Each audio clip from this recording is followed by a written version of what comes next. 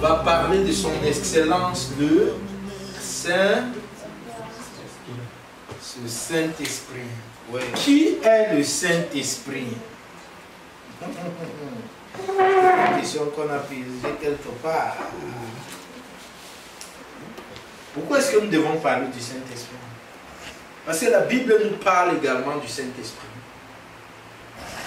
Et le Seigneur Jésus lui-même, lorsqu'il voulait se séparer avec ses disciples, il a instruit aux disciples de ne rien faire. Il a dit, allez attendre. Allez attendre, ne faites rien sans que le Saint-Esprit ne vienne. Aujourd'hui, qui est le Saint-Esprit? Dès la création, il était au départ de la création. Et la Bible nous dira ceci. Nous allons prendre Genèse 1, verset 1. Quelqu'un peut rapidement nous lire ça, Genèse 1. Genèse 1, verset 1. Au commencement, Dieu créa les cieux et la terre. La terre était informe et vide. Il y avait des ténèbres à la surface de l'abîme. Et l'Esprit de Dieu se mouvait au-dessus des eaux. La Bible parle de l'Esprit de Dieu qui se mouvait au-dessus de l'abîme. Et lorsque l'Esprit a commencé à se mouvoir, la Bible dit Dieu a parlé. En d'autres termes, ça veut nous dire quoi? Que rien ne peut être fait venant du ciel sur la terre si l'Esprit de Dieu n'est pas en mouvement. C'est l'Esprit de Dieu qui est le directeur des opérations terrestres actuellement. C'est lui qui est chargé d'exécuter le programme de Dieu sur la terre. C'est lui qui est chargé de révéler à l'homme la pensée de Dieu. C'est lui qui est chargé de révéler à l'homme le plan de Dieu. C'est lui qui est chargé de conduire. La Bible dira que, après ça on va parler des différentes choses que le Saint-Esprit devait faire. Avant ça, j'ai d'abord envie qu'on parle un peu de lui. Comment est-ce que ça s'est passé? La Bible nous parle qu'à la création, le Saint-Esprit était là à la création. Le Saint-Esprit, c'est la force invisible que l'homme ne peut pas voir. C'est la personne, le Saint-Esprit, c'est une personne également que le monde ne peut pas voir, que les païens n'ont pas accès. Seuls ceux qui sont fils de Dieu ont accès au Saint-Esprit, et seuls ceux qui sont fils et filles de Dieu peuvent avoir accès à ce don-là. Et la Bible nous dira que, quand nous regardons ici, dans Genèse 1 là-bas, Genèse 2, la Bible va parler de comment l'homme a été créé. Ça avait toujours été un grand challenge pour moi. Je me suis dit que même, la Bible ne nous fait pas mention du Saint-Esprit dans la vie de l'homme, dans la vie d'Adam. Est-ce que ça veut dire qu'Adam n'avait pas le Saint-Esprit? Bien parlé. Adam avec le Saint-Esprit. Cela se confirme pourquoi? Par quoi? Pas seulement de souffle, ça c'est, voilà. Hein? Voilà. Qu'est-ce que ça dit? On va prendre les Écritures. Les Écritures nous parlent d'abord de la nouvelle naissance. La Bible nous parle qu'à la nouvelle naissance, il y a quoi? Il parlera de ce qui est né de l'esprit et ce qui est né de la chair. Ce qui est né de la chair est chair et ce qui est né de l'esprit est esprit. Donc Paul pourra parler, le Seigneur Jésus parlera de la deux types de naissance. Il y a la naissance de l'esprit.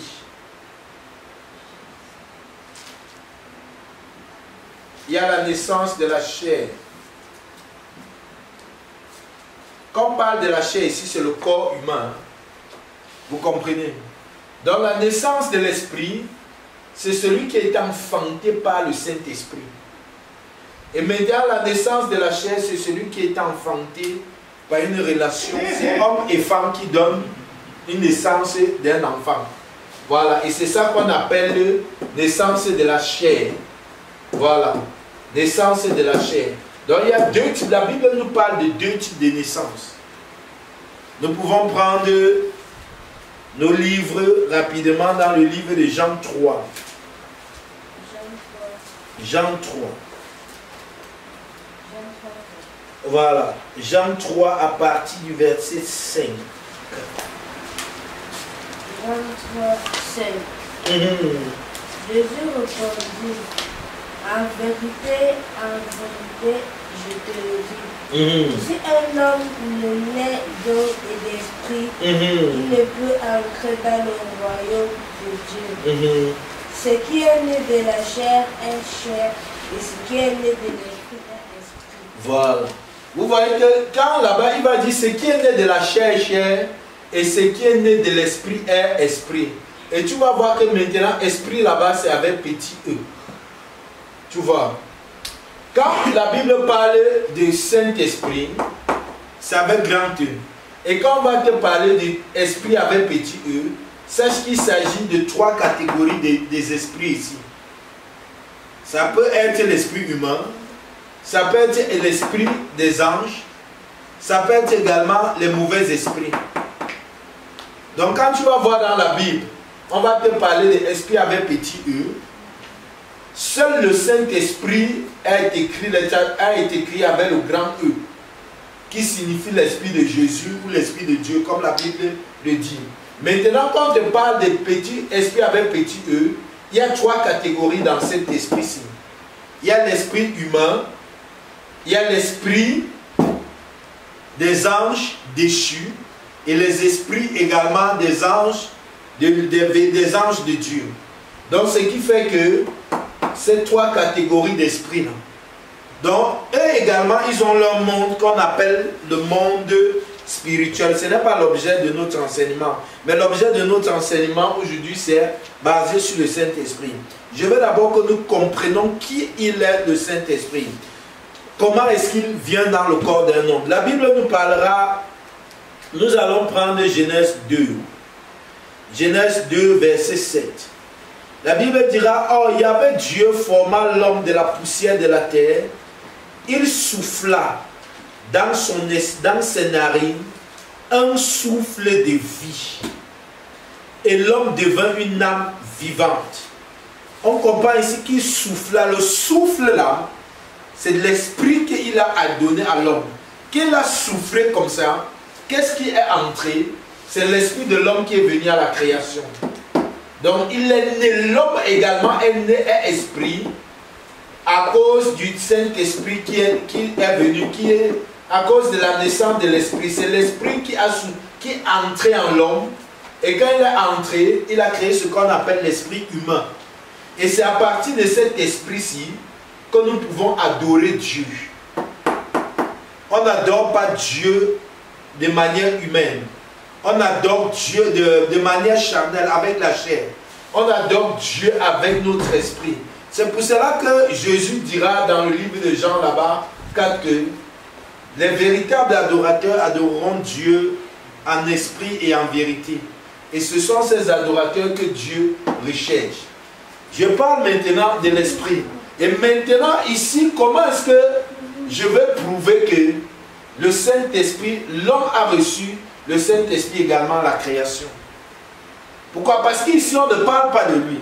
Tu vas voir ici, on te dit, c'est que Dieu a soufflé de vie, mais l'homme a eu l'esprit.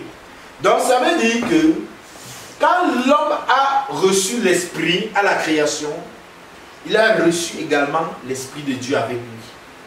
À l'instant, lorsque Adam a reçu l'esprit de Dieu, a reçu sa part d'esprit humain, il a reçu également l'esprit de Dieu. Et cela peut se prouver dans le livre de Genèse. Nous sommes dans Genèse 6. Genèse 6. Voilà. À partir du verset 3. Parce que c'est à partir de ce niveau-ci, quand l'homme a péché, qu'est-ce qui s'est passé? Dieu a d'abord maintenu son esprit sur l'homme. Tu comprends? En l'homme, malgré que l'homme avait désobéi. Et c'est pour cela que tu vas voir que les hommes vivaient énormément en ce temps-là. Ils tapaient les 600 ans, les 900 ans, les records d'âge terriblement. Mais pendant ces 600 ans, 900 ans, le Saint-Esprit pouvait les enseigner un certain nombre de choses, mais ils n'obéissaient pas. Et c'est pour cela que Dieu vient maintenant nous prouver ici, dans le livre de Genèse 6, à partir du verset 3. Quelqu'un a trouvé, va lire. Genèse 6, verset 3. Alors l'Éternel dit, mon esprit ne restera pas toujours dans Mon esprit ne restera pas toujours avec l'homme. Ne restera pas toujours dans l'homme. Voilà, ça c'est une bonne version même là-bas. Ne restera pas toujours dans l'homme. Donc ça veut dire que l'homme avait l'esprit de Dieu, a obtenu l'esprit de Dieu à la création également. Tu comprends? Donc l'homme a eu son esprit à lui propre et également l'esprit de Dieu qu'il a reçu le don. Et maintenant, quand l'homme a péché, Dieu a laissé un moment pour que l'homme puisse œuvrer, mais l'homme n'a supporté pas son esprit. L'homme passait le temps à contester avec son esprit. Et c'est pour cela que le Seigneur a dit, mon esprit ne restera pas toujours en l'homme. Et tu vas voir que qu'est-ce qu'il a sorti comme sentence. Lis-nous. Continue la lecture. Car l'homme n'est que chair, et ses jours seront de 120 ans. Dans ma version dit, et Yahweh dit, mon esprit ne contestera point toujours avec l'homme, avec les hommes, dans leur égarement, car aussi ils ne sont que chair, et leurs jours seront de 120 ans. C'est à ce niveau-ci que Dieu a retiré en l'homme son esprit. Et quand Dieu a retiré son homme, en l'homme son esprit, l'homme maintenant, tu vas voir que l'une des premières choses, des conséquences, la durée de vie de l'homme a diminué. Tu vas voir qu'ici, avant ça, on va te parler des gars qui te tapaient les 900 ans, les 800 ans. Directement, ça a chuté de 900 ans à 150 ans, à 120 ans, pardon, comme le Seigneur a donné. Et aujourd'hui, on n'est même plus à 120 ans. David te parlera depuis Auguste 80-90 ans aujourd'hui. Vous comprenez, toujours à cause de quoi? À cause du péché. Mais voilà ce que le Seigneur... Pourquoi je parle d'abord de cela? Parce que je veux qu'on comprenne comment est-ce que Dieu, dans son amour, a créé l'homme. Il a donné à l'homme son esprit. Mais l'homme ayant péché, Dieu a également retiré son esprit. Et maintenant, Dieu, dans son amour, a toujours voulu communier avec l'homme. Et Dieu est quoi? Dieu est esprit. C'est ce que la Bible nous dit. Et que Dieu est esprit. Et comme Dieu est esprit, il faut dire également que pour adorer Dieu, c'est à partir de ton esprit également que tu puisses adorer Dieu. Et maintenant, comment Dieu commence maintenant le plan? On a suivi tous ensemble comment Dieu nous a parlé du plan de la rédemption, comment ça s'est passé, tout. Et maintenant, on va voir les différentes dispensations. Comment Dieu a opéré, le Saint-Esprit a opéré dans les différentes dispensations. Tu vas voir que ici, au temps d'Abraham, est-ce que le Saint-Esprit agissait? C'est une question que je veux poser. Est-ce que le Saint-Esprit agissait au temps d'Abraham? Voilà, il agissait, il faut répondre oui. Le Saint-Esprit agissait également. Parce que si Abraham a pu parler avec Dieu, Dieu c'est qui? Dieu est un esprit. C'est au travers de son esprit également qu'il a parlé. C'est ce que la Bible nous dit. Dieu a parlé au travers de son esprit à Abraham. On va voir comment Dieu a travaillé avec les hommes tout au courant, au travers de son esprit. Et maintenant, qu'est-ce que nous allons voir? Tu vas voir qu'au travers de tous ces trucs-là, la Bible nous parlera, il y a également des prophètes au temps d'Abraham, que ce soit sur la loi de Moïse. Mais maintenant, l'esprit avait deux fonctionnalités. L'esprit a deux fonctionnalités. On va te parler de l'esprit en l'homme et l'esprit sur l'homme. Donc l'esprit en toi, ça veut dire, il opère à partir de ton cœur. Il opère à partir de ton esprit. Comme un Corinthien pourra nous dire que, ne savez-vous pas que vous êtes le temple du Saint-Esprit, que le Saint-Esprit habite en vous? Et maintenant, il y avait ce qu'on appelle l'esprit sur l'homme.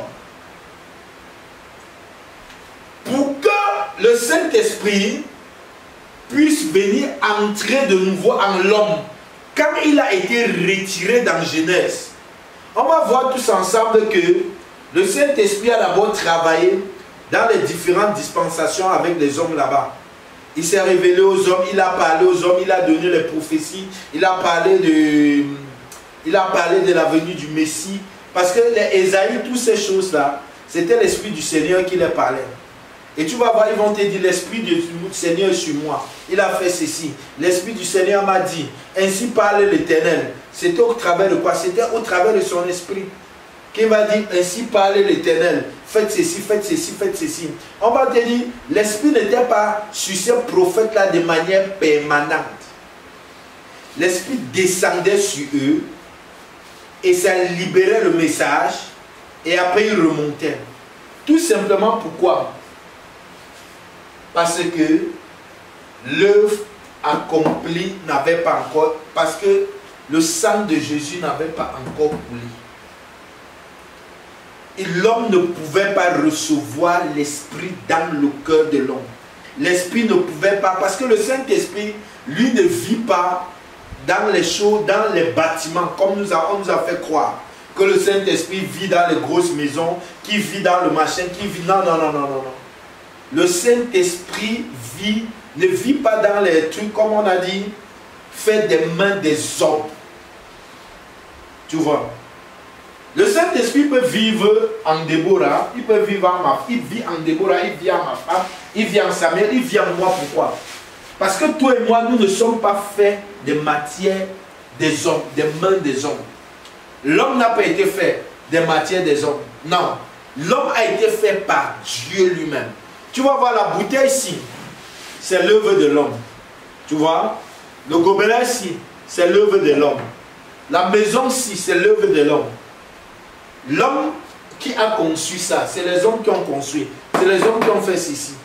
Mais l'homme, la chair ici, ce n'est pas l'homme qui a fait. La Bible dit dans Genèse, Dieu est descendu, il a mis ses mains dans la saleté, dans la poussière, pour pouvoir concevoir l'homme. C'est pour cela qu'il peut vivre en l'homme. Parce qu'il a créé l'homme pour que l'homme puisse le contenir. L'homme peut contenir, seul l'homme peut, Dieu, l'habitation de Dieu peut être uniquement en l'homme. Et maintenant, la Bible nous fera comprendre également qu'il y a plusieurs, on nous parle de plusieurs dispensations. Mais l'Esprit de Dieu vivait. Quand il dit ici, dans Genèse 6 là-bas, que mon esprit ne restera pas toujours où? Il n'a pas dit restera dans un temple, non. L'Esprit de Dieu opère au travers de l'homme. C'est pour cela que Dieu, pour faire un certain nombre de choses sur la terre, il a besoin toujours d'un homme.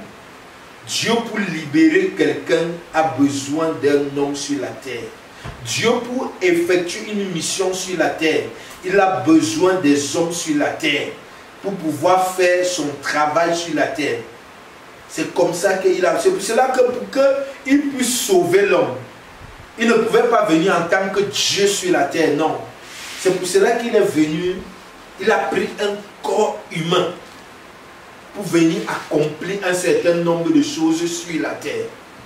C'est vrai que dans sa souveraineté, on a vu comment avec Jésus, on dit qu'il y a une voix qui est entendue du ciel, ceci, tout. Mais ce n'étaient pas les choses qui étaient récurrentes. Ce n'étaient pas les choses qui se font tous les jours, que vous allez toujours croire. Non. Comme dit le Saint-Esprit, le Saint-Esprit parle au travers d'un homme. Et maintenant, quand l'homme là sait que le Saint-Esprit parle, qu'est-ce que lui a fait? Il se soumet tout simplement. Il remet la gloire là au Saint-Esprit. En sachant que la connaissance qu'il a eue là, ce n'est plus une connaissance qui peut venir de lui. C'est une connaissance qui émane uniquement de l'Esprit de Dieu. Et maintenant, quand l'homme a péché, l'homme a été privé, comme Paul le dira dans le livre de Romains, a été privé de quoi? A été privé du Saint-Esprit. A été privé de beau. La plus grande chose, privation de l'homme, c'est l'absence du Saint-Esprit dans une vie, frère. Quand on te prive de son excellence, le Saint-Esprit, on t'a privé de tout, frère. Même dans l'œuvre de Dieu. Si tu fais l'œuvre de Dieu sans le Saint-Esprit, comme moi j'ai beaucoup fait l'œuvre de Dieu sans le Saint-Esprit à un moment donné, parce que je ne le connaissais pas, on ne m'avait pas trop parlé de lui. J'entendais aussi seulement de lui, mais je n'avais pas la révélation, la connaissance de sa personne. Je n'avais pas une communion avec lui. Jusqu'au jour, dans sa souveraineté, dans sa grâce, il s'est souvenu de moi. Il a dit, maintenant je vais te révéler qui suis le Saint-Esprit. Et depuis ce jour, frère, c'est merveilleux. Je connais la plus merveilleuse chose, le merveilleux don que Dieu a pu offrir à l'homme. Dans cette génération, c'est son esprit. Et maintenant, on a expliqué que le Saint-Esprit est là depuis la création. Il était déjà là. Quand on créait l'homme, le Saint-Esprit était là. Il a désiré toujours habiter en l'homme. Donc c'était le plan parfait, la volonté de Dieu en Adam. Quand il envoyait quand il créait l'homme, c'était que l'homme puisse habiter avec son esprit. Que l'homme puisse être de l'habitation du Seigneur. Mais maintenant, quand l'homme a péché, c'est pour cela que Dieu a fait quoi? Il a d'abord créé un autre temple externe pour pouvoir faire quoi? Pour pouvoir communier, pour que ça soit un centre d'adoration. Ça a d'abord été ce qu'on appelle le tabernacle qu'il a donné à Moïse. Il a dit, tu me feras un tabernacle. Et plus tard, Salomon a érigé cela en temple. Parce que Dieu cherchait un lieu là où il devait adorer avec son peuple. Mais quand Jésus est venu, il a accompli les exigences divines. Qu'est-ce qui s'est passé? Il est monté, il a reçu le Saint-Esprit, son excellence. Il a répandu cela. Maintenant, je veux ensemble que nous voyons qu'est-ce que le Saint-Esprit fait dans la vie d'un chrétien. La mission du Saint-Esprit dans la vie d'un chrétien. Qu'est-ce que Jésus a annoncé de la mission du Saint-Esprit?